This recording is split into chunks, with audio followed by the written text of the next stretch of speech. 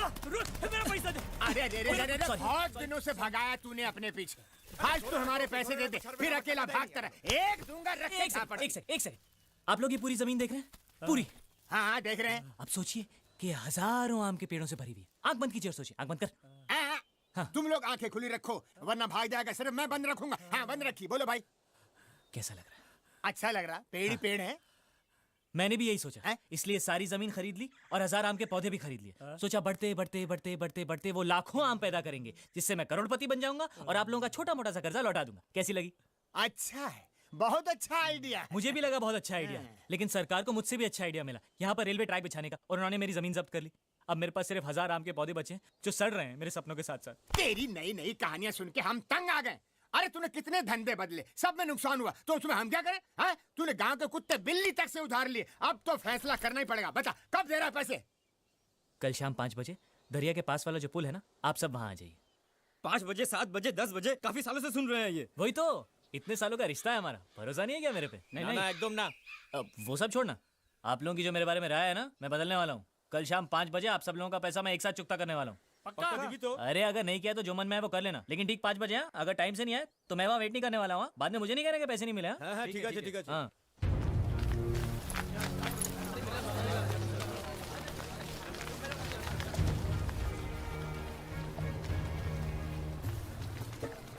अरे आइए आइए आइए, आप सब लोगों को मेरा नमस्कार।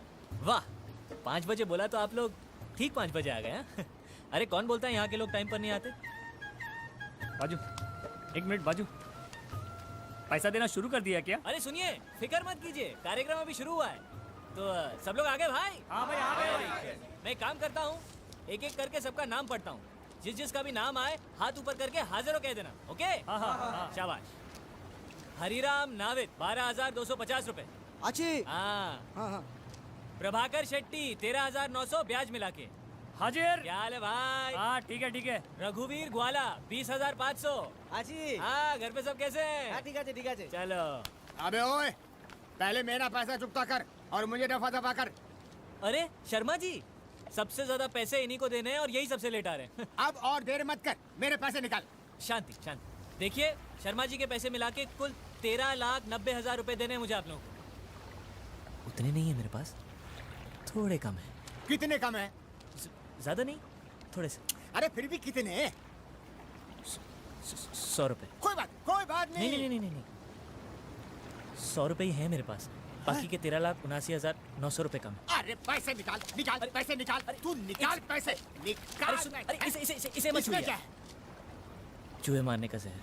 चूहे मारने का जहर? अब वो क्या है कि पोटेशियम साइनाइड खरीदने की औकात नहीं है ना मेरी, तो यही लेके घूम रहा था, क्या पता कब जरूरत पड़ जाए।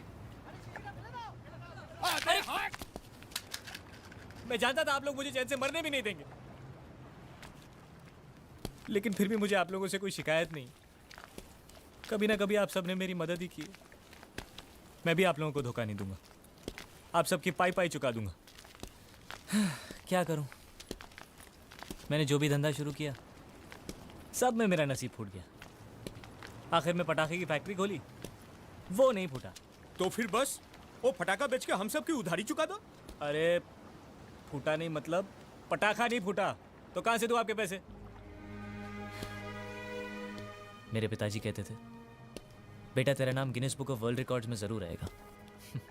ठीक ही कहते थे। इतनी छोटी उम्र में इतना बड़ा कर्जा लेने वाला मेरे सिवा दुनिया में दूसरा कोई नहीं होगा, लेकिन मैंने ये सब जानबूझकर नहीं किया। हालात ही कुछ ऐसे थे। अब मेरे पास 2 ही रास्ते, या तो आप लोग मुझे 5 साल की मोहलत दे दीजिए, नहीं तो मुझे समुद्र में कूदकर अपनी जान देनी पड़ेगी। ये होशियारी मेरे सामने नहीं चलेगी। यदि तो समुद्र में डूब के जान देगा ना, तो मैं पैसा हंसी खुशी छोड़ने के लिए तैयार हूँ। इतनी हिम्मत है तो कूद जा समुद्र में। कूद जाऊंगा। मैंने अपने नाम पर एक बहुत बड़ी इंश्योरेंस की पॉलिसी ले रखी है, उससे आप सब लोगों का पैसा वापस हो जाए, लेकिन उसमें मुझे आप लोगों की थोड़ी सी मदद चाहिए। इंश्योरेंस एजेंट से कहिएगा कि मेरी मौत एक हादसा थी, खुदकुशी नहीं। आप लोगों से बात करते करते मेरा पैर फिसल गया और मैं पानी में गिर गया। पैसा मिलते ही पिताजी आप सब लोगों की रकम लौटा देंगे। ए भाई, बेकार के बात छोड़ और पैसे देने के बारे में कुछ बात कर। हाँ? नहीं तिकड़म, बेटा जीत ये खेल हमारे साथ मत खेल। सिर्फ यही एक खेल बचा है मेरे पास। ऐसा नहीं है कि मुझे जीने की ख्वाहिश नहीं है, लेकिन और कोई चारा ही नहीं बचा।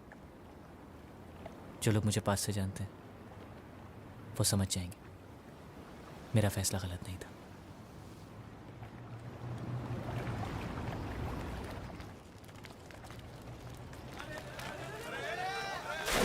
अरे अरे सचमुच घुस गया। अरे सुनो जीत।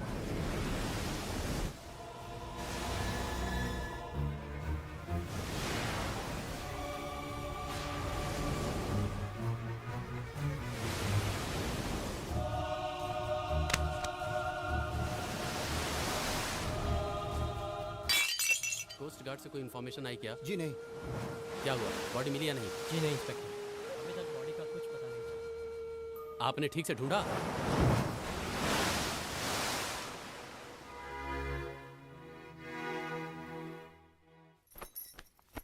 पिताजी, आपसे मिलने कोई आया है।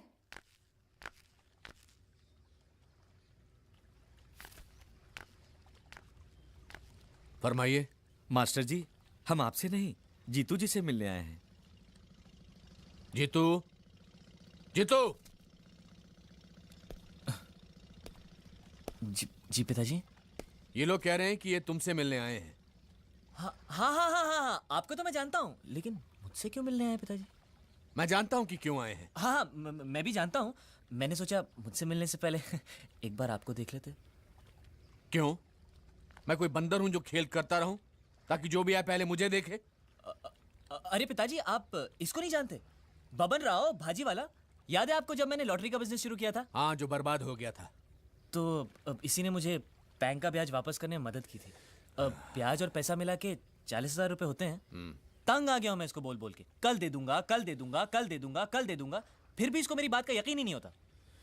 आपको इसको पैसे नहीं देने, सिर्फ एक तारीख देनी है, वो मान जाएगा, वो मान जाएगा। बराबर। उनको एक तारीख देना और फिर ठीक उसी तारीख वाले दिन गायब हो जाना। तुम्हारी ये कला मुझ में नहीं है बेटा। वो तो उसको भी पता है पिताजी, इसलिए उसने कहा है आप बोलेंगे तो ही मानेगा। प्लीज मेरी मदद कीजिए पिताजी, नहीं तो मुझे अपने आप को फांसी पर चढ़ाना पड़ेगा।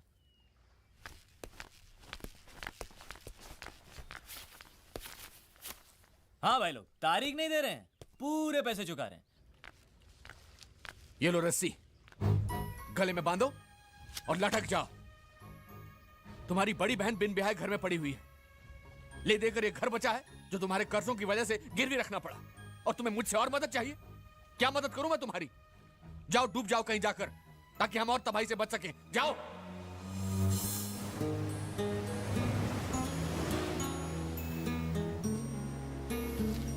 देखो, हम लोगों ने जो फैसला किया था उस फैसले को लेकर तुम मेरी बेटी की जिंदगी बर्बाद मत करो। कैसी बातें कर रहे हैं अंकल? मैं आज तक कभी आपके रास्ते में आया हूं? आप एक काम कीजिए, आप पूजा के लिए एक अच्छा सा लड़का ढूंढिए और उसकी धूमधाम से शादी कराइए, और उसमें सबसे आगे मैं रहूंगा। खुश? अरे मानेगी तब ना वो, सालों से बस एक ही जिद पर अड़ी हुई है, शादी करेगी तो तुमसे।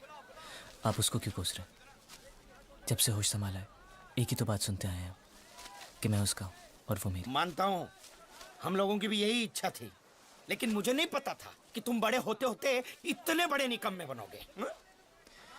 आप उसके लिए लड़का ढूंढिए, मैं उसे मना लूंगा।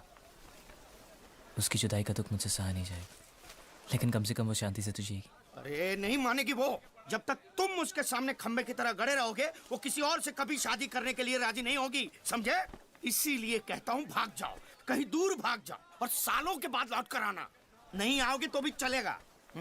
क्या है, तुम्हारे लेनदारों से छुटकारा हो जाएगा और मैं मेरी बेटी की शादी कहीं और करवा सकता हूँ, समझे? अब ये मत कहना जाने के लिए पैसे नहीं है।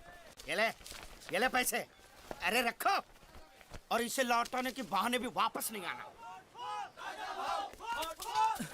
अरे तुम इस मोर्चे के साथ कैसे आए? सब काम धंधा छोड़ के राजनीति में लग गए क्या? अरे राजनीति नहीं, ये तो तरकीब है लेनदारों से बचने की। जब मैं मोर्चे में शामिल होकर निकलता हूँ ना, तो मेरे लेनदार मुझे पकड़ नहीं पाते। सुबह जब मैं घर से निकला तो मुझे बीजेपी का मोर्चा मिला, उनके साथ चलते चलते मैं पोस्ट ऑफिस तक पहुंचा। वहां पता चला कि उनको लेफ्ट जाना था और मुझे राइट, तो मैं निकल गया। इतना इंतजार करने के बाद मुझे कांग्रेस का मोर्चा मिला, तो जाकर तुम्हारे पास पहुंचा हूं। ओह गॉड। कभी तुम इस मोर्चे में शामिल होते हो, कभी उसमें। ये मोर्चे वाले तुमसे कुछ कहते नहीं है क्या? कहते हैं ना, वो जो कहते हैं मैं भी वही दोहरा देता हूँ। तंग आ गई हूँ मैं तुमसे। वो सब छोड़ो, इधर आओ मेरे साथ।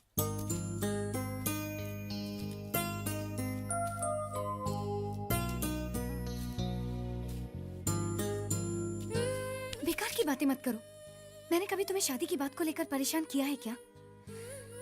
जब तक तुम्हारी सारी परेशानियां दूर नहीं हो जाती, मैं तुम्हारा इंतजार करने के लिए तैयार हूँ। कब तक?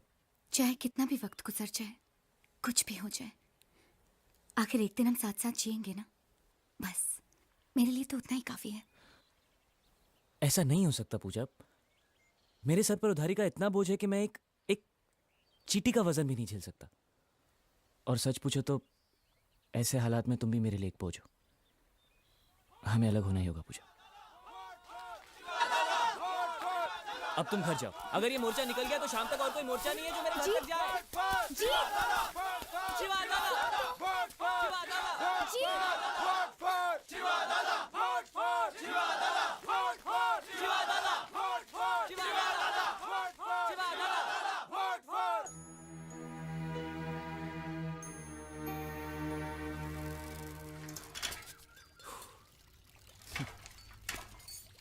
कभी इस घर के लिए एक हफ्ते का राशन भी लाए हो? अब ये बात पिताजी मुझसे नहीं कह सकते माँ। ये लो, एक हफ्ते का राशन और उसके साथ पकाने के लिए सब्जी वगैरह। तू मच्छी लाया है? क्या माँ, मैं नहीं जानता कि इस घर में मच्छी नहीं बनती। फिर ये मच्छी की बदबू? हाँ, वो मैं मच्छी की मार्केट से जा रहा था तो वहाँ पर वो टोकरियाँ लेकर उठाते हैं ना लोग, तो दो चार मैंने भी उठा ली, ऐसे ही जस्ट फॉर अ चेंज। बेटा तुम ये सब? कौन सा ये काम मैं रोज रोज करने वाला हूँ? आप खाना बनाइए, मैं फटाफट नहा कर आता हूँ।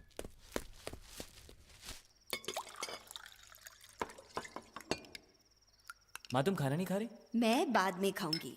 ऐसे थोड़ी चलेगा। इतनी मेहनत की है मैंने, मेरे हाथ का एक निवाला तो तुमको खाना ही पड़ेगा। आ